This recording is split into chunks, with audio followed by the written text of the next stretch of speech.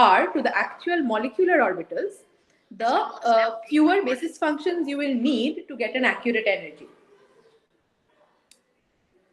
This you understand, right?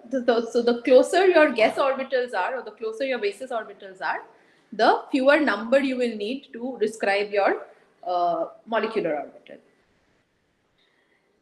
And since quantum chemical computations are so expensive, this is a very important. Oh, so did someone start recording, please? I didn't hear this. Yes, ma'am, I have started. Okay, okay.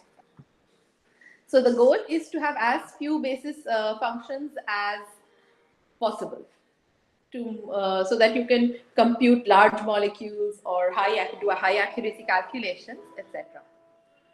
So the so one thing is that you don't normally optimize or fit the Gaussians to a hydrogen atom Slater orbital. So for example,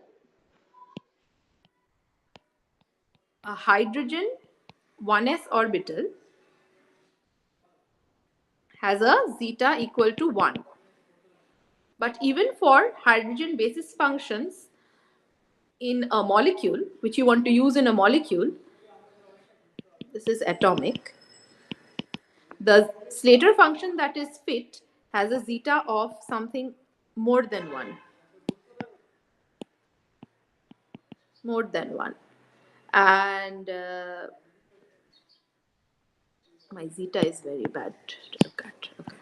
Zeta is more than 1 because the 1s orbital for hydrogen, when the hydrogen is in a molecule, is more contracted than in the atomic case.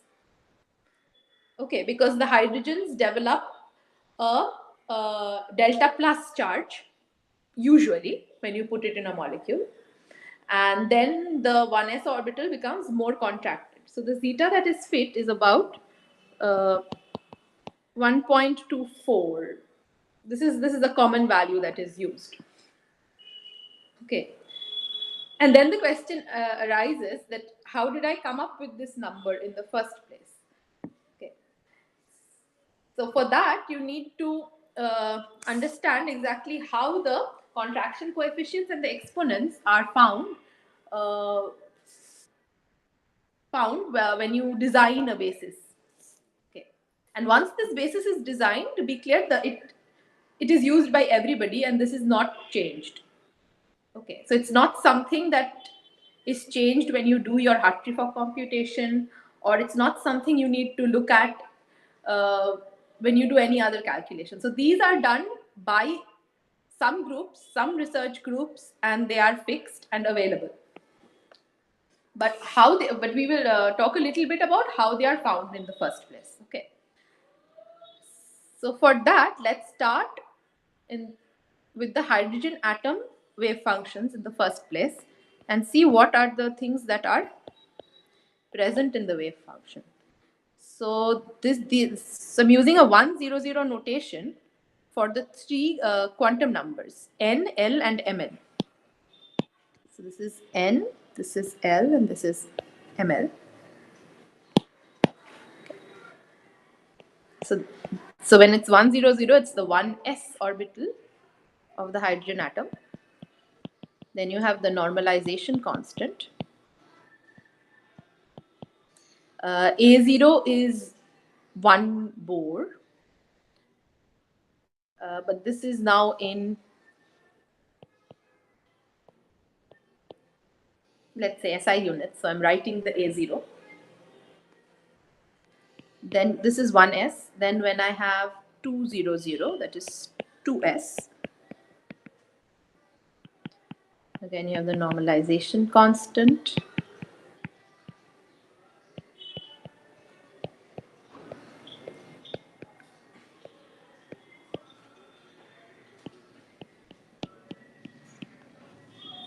So what has happened when you go from 1s to 2s? The exponent has changed. So here zeta is equal to 1. Here zeta is equal to 0.5.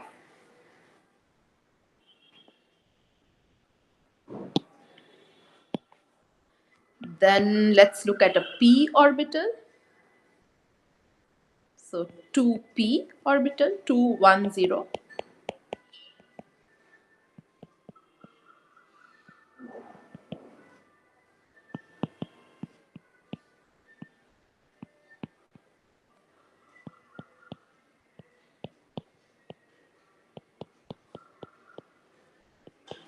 And now you have an angular term, cos theta, because p orbitals are not spherically symmetric. And then I will write just one more, that is 2, 1 plus minus 1. Those are also the 2p orbitals which are in the x and y direction. So when ml is equal to 0, you have pz. The choice of z is of course a convention, but one p orbital will have ml equal to 0. And this is px and py. This is not quite true, because when you write px and py, you imply real orbitals. But the plus minus 1 wave function is actually what is called p plus and p minus. So these are the complex orbitals, and linear combinations of p plus and p minus give you the real px and py orbitals. So when you look at the coefficients in your output file, actually from the assignment, you will see that at least for this particular package, the coefficients of the px and py, the real orbitals, are written. So they cannot directly be compared to the psi2 1 plus minus 1 wave function of the hydrogen atom, because that is complex. So once I write the explicit form, you will see. This is half 1 by 16 1 by a0 2 r by a0 e to the power minus r by 2a0 sine theta, that is one angular part. And this is the complex. This is the complex part of the wave function. This is plus minus I phi. I theta, sorry. So this is the complex part. Now let us compare these wave functions. So when the principal quantum number n is 2, my exponents are zeta equal to 0.5. So for both the p and 2p and the 2s orbitals, the exponent is 0.5. What is changing is the polynomial that is multiplied to the exponential part of the wave function. So when you go from 1s to 2s, you have a polynomial multiplied. Then 2p has an r over here, and if you go to 3p, you will see you will generate some number minus r by a0. From this, you can also understand that you will generate nodes when you go one higher in the quantum number. So 1s has no node because the function is never 0. For 2s, if r by a0 is equal to 2, then you have a node. So 2s orbital has a node. Again, 2p does not have a node, but if I write the 3p, you will see it will have a node. Okay. So these are the hydrogen atom orbitals. Now, the Gaussian basis, they are of the form e to the power minus alpha r squared. Okay, and the advantages that you get from integrating Gaussian functions. So remember why we were using Gaussian functions. It was because we wanted to simplify these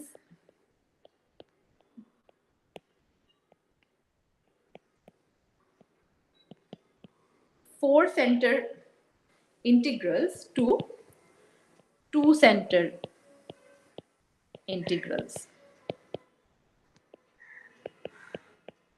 And the Gaussians have the property that the product of two Gaussians is another Gaussian centered at a different point. And that allowed us to reduce four center Gaussian integrals to two center Gaussian integrals, which made it numerically more efficient to evaluate. So that was why we chose Gaussians. But this property of Gaussians, this is lost if you multiply a polynomial with it. So if I multiply some polynomial of R, then property of product of Gaussians is lost. So choosing so when we are representing a Slater orbital by a Gaussian orbital, we cannot adopt a policy where we just fit the exponential part of it to some linear combination of Gaussians and multiply the original polynomial with it. Uh, that will not turn out to be efficient. So instead, what is done is you only take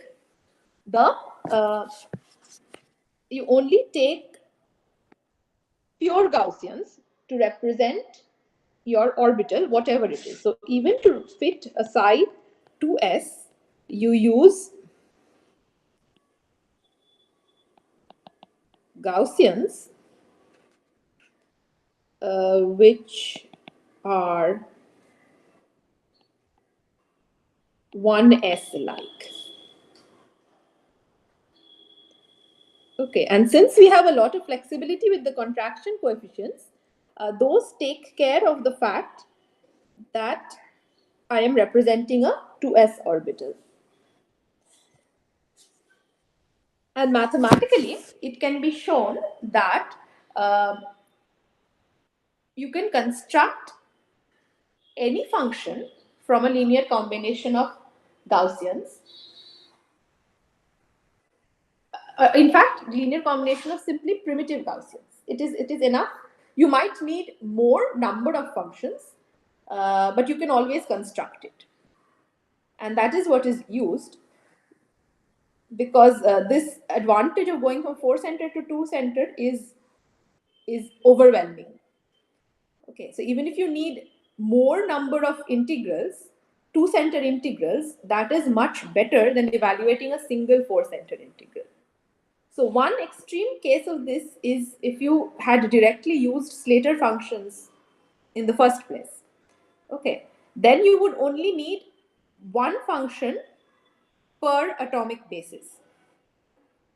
But that also turns out to be many times more expensive than having, let's say, 4 or 5 Gaussians per atomic orbital.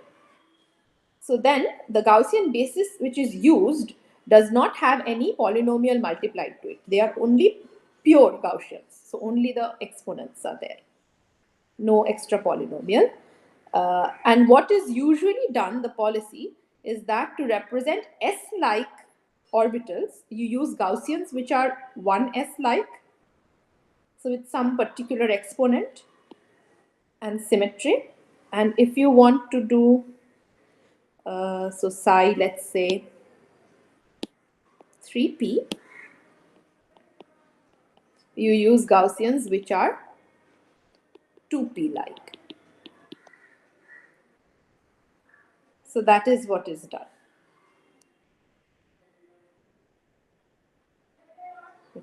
Okay, so one more thing. So you will say that, okay, psi 2p, that is not a pure Gaussian in this sense, but it can be written, so this is a pure Gaussian. And something where you have just R. So in 2p, notice that there is an R multiplied. Okay, so it's not quite a pure Gaussian like I was saying, just alpha R square. There is an R there. So something which has just R multiplied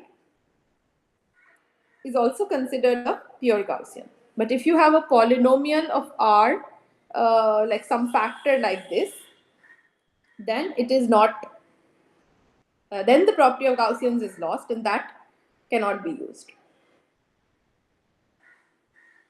Okay.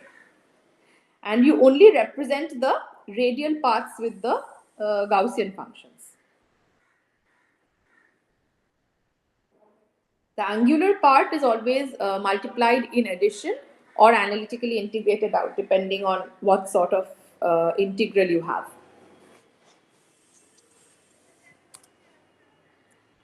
Fine. So now that that is clear,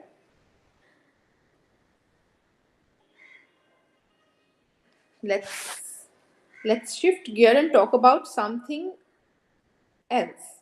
So far we have been saying that we fit Slater orbitals. But remember, I said that the Slater exponents that are fit are actually not the atomic exponents. So where does this exponent come from? So in reality, you don't really fit Slater orbitals. What you do is you fit an atomic Hartree-Fock calculation, and then you back calculate to get the Slater orbital exponent that it corresponds to. So what is the actual procedure? So the procedure actually is as follows. So you take a set of primitive Gaussians depending on the symmetry, by which I mean S, P, D, etc. and do an atomic Hartree-Fock computation. Okay. So here there are no contracted Gaussians. You just have the primitive Gaussians. So the unknown variables are just the exponents. So then you iterate over the exponents, which are the unknowns in this case, and optimize them, which means that you see get lowest possible Hartree-Fock energy. Okay. So now you get a set of molecular orbitals represented in what are called uncontracted Gaussians. So primitive Gaussians can also be called uncontracted Gaussians.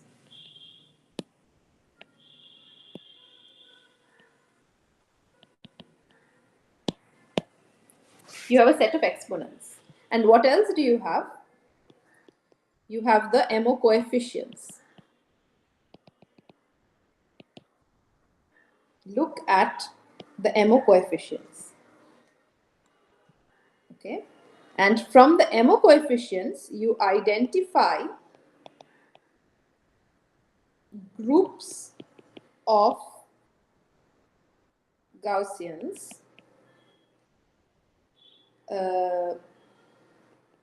contributing to groups of MOs. So let's say you see that there are 3 molecular orbitals which are dominated by 3 primitive Gaussians.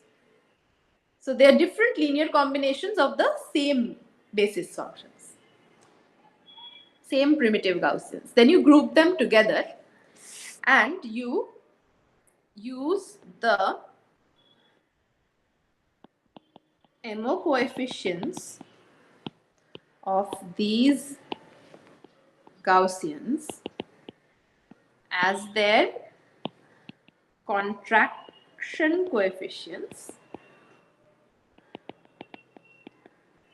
to construct a contracted Gaussian type orbital. Okay. And if you see that one particular primitive basis contributes to only one molecular orbital, then you just let that be, and that is not a contracted Gaussian, it remains as a primitive Gaussian. Did you understand what we are doing?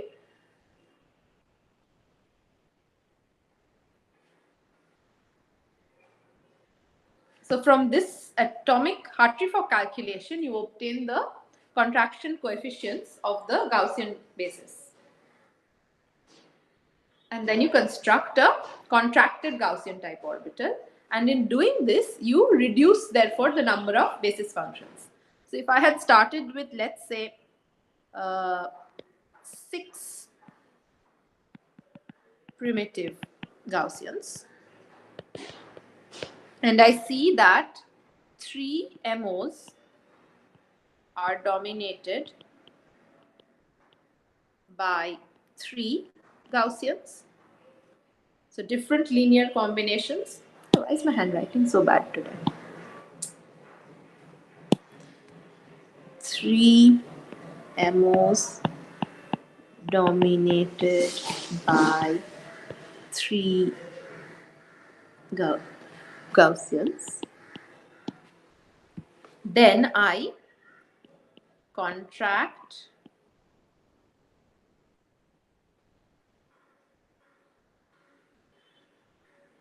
the 3 Gaussians with a set of MO coefficients.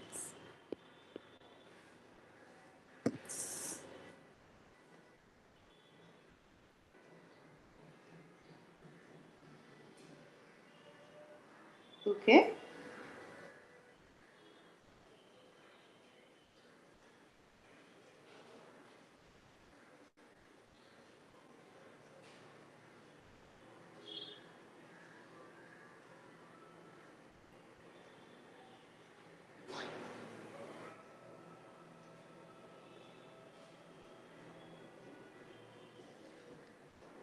So in but this is then not the entire is not the only sort of conventional policy that is followed. You can have so one other consideration is that you try to have only one primitive representing one molecular orbital. Okay, so now I'm saying molecular orbital just to indicate that this is obtained after a Hartree-Fock calculation, but this is actually an atomic calculation. Okay, so this is on an atom. Okay, so they're not actually molecular orbitals; they're atomic orbitals. You're doing so yeah, don't get confused. Groups of, so these are actually for an atom. And what would be ideal would be that you have only one primitive, or sorry, one contracted Gaussian type orbital representing one MO. So this molecular orbital, they are the actual then atomic orbitals of this atom. So if you have one basis function for every such orbital, that would be your that would be the cheapest basis that you can have. Right? That would give you your minimal basis, so to speak. If you have one contracted Gaussian per MO or per actual atomic orbital. So see, there are many types of functions we're talking about here. So one is, so what you started out with are the primitive Gaussians with which you want to represent an atomic orbital. And once you know what combinations of the primitive orbitals give you each MO, you can call the coefficients of of the uncontracted Gaussians or the primitive Gaussians as the contraction coefficients for this Gaussian. So then if you take a linear combination of this basis and call that the basis function, that will actually represent one particular MO of this atom. Okay. And that is the basis that you want. So what you want for your basis is a good description of the atomic orbitals. And here we are considering that the Hartree-Fock optimized orbital of the atom is the orbital that I want to represent using my basis. And this basis then I will use in a molecule. Okay. So this is the procedure then. So first you obtain the exponents in an iterative fashion by doing many atomic Hartree-Fock calculations. Once you have the exponents, which give you the lowest possible Hartree-Fock energy, you look at the final coefficients of the primitives, and you say that. And what are these coefficients? These coefficients tell you what combination of the basis to take to represent the atomic orbital. Okay. And then you construct a new function, which is basically this molecular orbital or atomic orbital. And then this becomes a contracted Gaussian type orbital basis. And with these values of contraction coefficients and exponents, you use them in a molecule, say in a molecular calculation. So let's say you do this atomic procedure for the carbon atom. Then once you have the basis, you can use this with fixed values of contraction coefficients and exponents for CH4, CO2, whatever molecule you want to do. So that is how you construct it. And there are some, and in doing this, of course, there is so much flexibility. You have to have some more policies. So one policy is that it has been found through experience that the most diffuse primitive is usually left uncontracted, and the tighter primitives, they contribute to the core atomic orbitals, and these you need to, and these are contracted.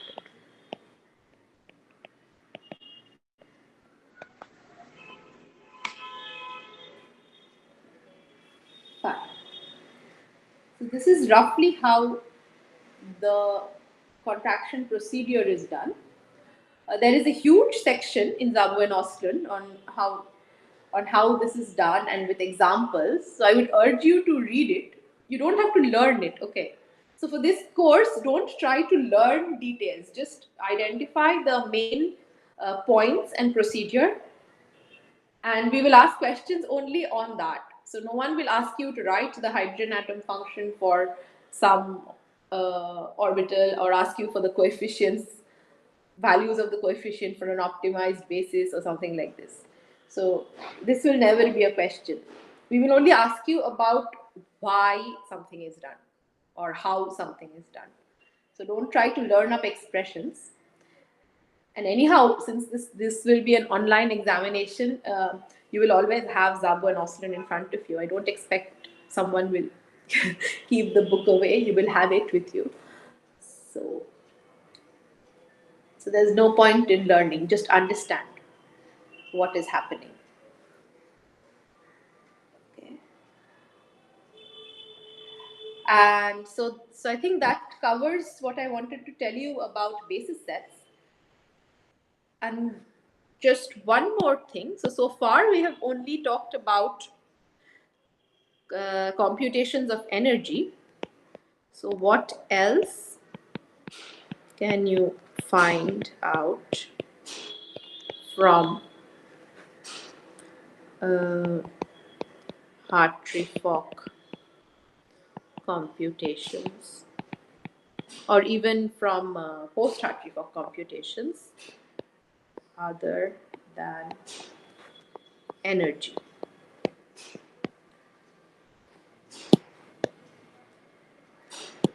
So the most, of course, once you know the wave function, you can find out many types of expectation values like dipole moments, magnetic moments. Okay, so this we have mentioned before. So once you have the wave function, you can compute all expectation values. But here, what I'm talking about is not that. So it's like in the optimization procedure, what else can you get? So you get the total energy, you get the orbital energies, and you know that the significance of the orbital energies is that they are the ionization potentials for the occupied orbitals and the electron affinities for the unoccupied orbitals. So those are direct information that you get. Then when you change the nuclear geometry like you have done in your assignment, you can find out the equilibrium bond length or the equilibrium bond angles. So if you do many computations of energy for different nuclear geometries, you can figure out what nuclear geometry gives you the lowest energy. And in reality, that will be the geometry in which your molecule exists. So this is what is called a geometry optimization.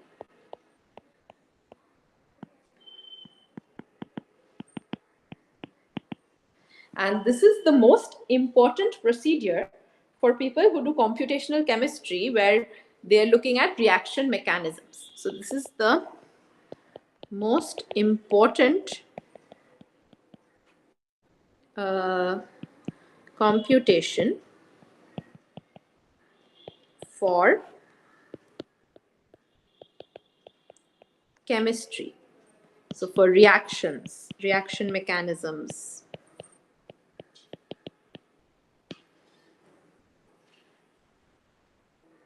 Okay. So, but what is this? So you can easily see that for a diatomic, we only have a bond length which we can vary, and you are able to do that manually. So you change the bond length over a range, and you see where the minima is.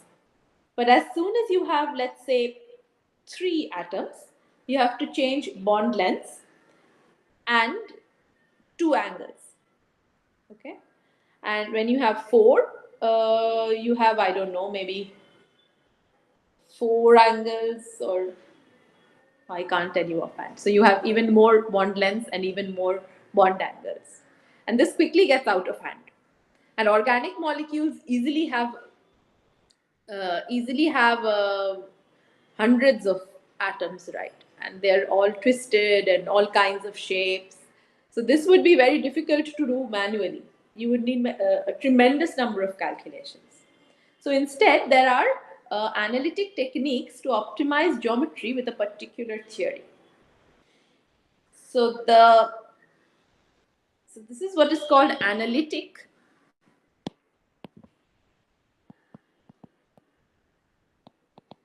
geometry optimization, and the most common technique is to find out the derivatives of the energy and go in the direction which reduces the energy. So this involves computing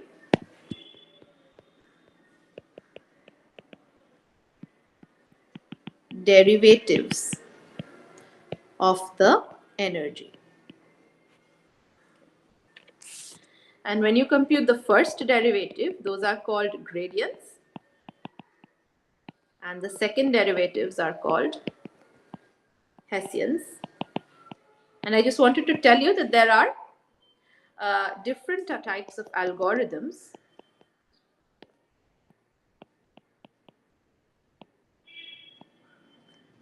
using gradients and or Hessians for analytically optimizing geometry. So this is a single computation where you optimize geometry, and the algorithm will do the whole process. So actually in the website, when you do this automatic geometry detection, that is what they are doing. They're doing an analytic geometry optimization and telling you the equilibrium bond length directly, instead of doing many energy calculations, plotting and figuring out the minimum. Okay. And if any of you go into computational chemistry, which is really growing at the moment, then you will mostly be doing geometry optimization.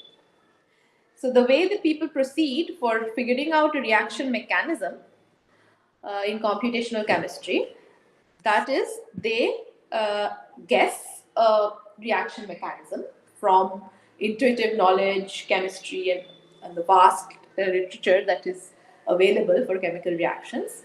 So they figure out some possible reaction mechanism, and they compute the energies and geometries of these of the intermediate structures in this reaction. So then you will get an energy profile for these intermediates.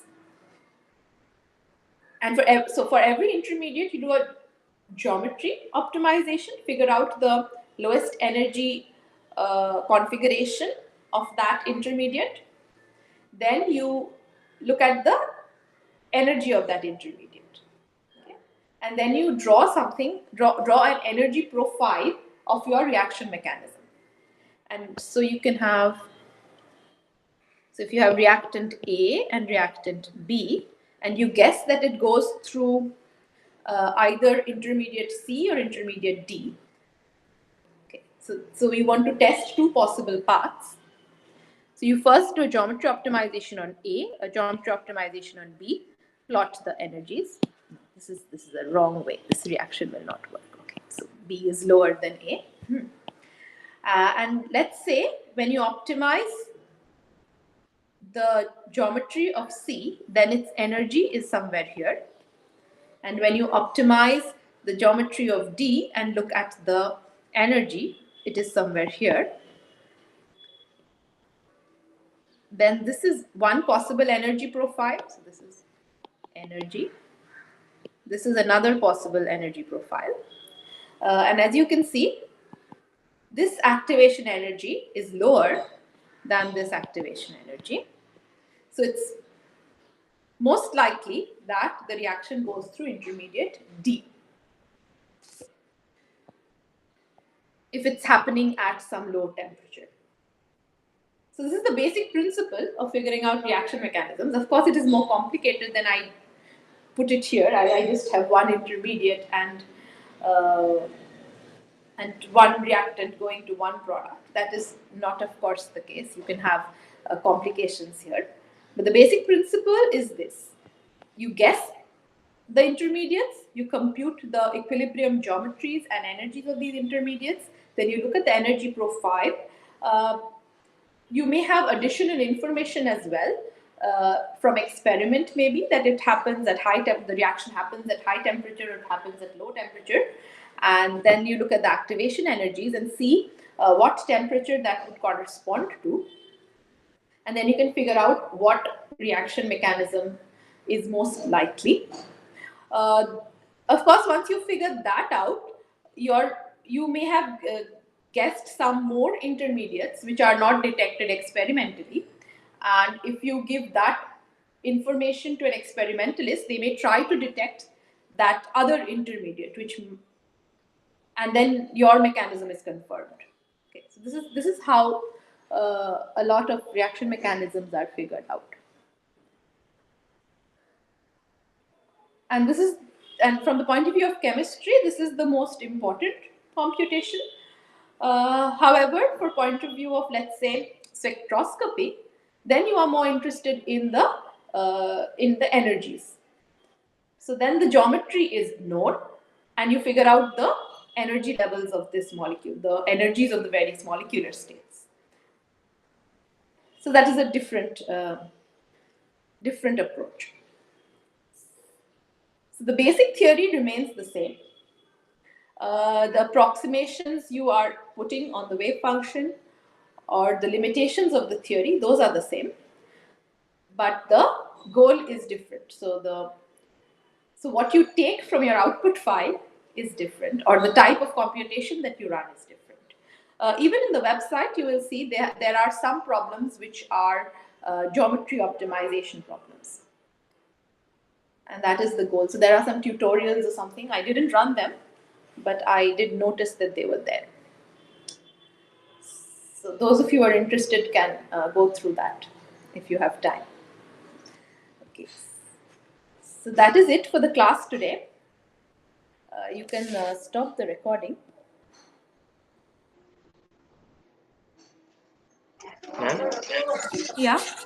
regarding the midsem, whether it be proctored or not, not unproctored? No, so we opted out. So Professor Pal and I decided to not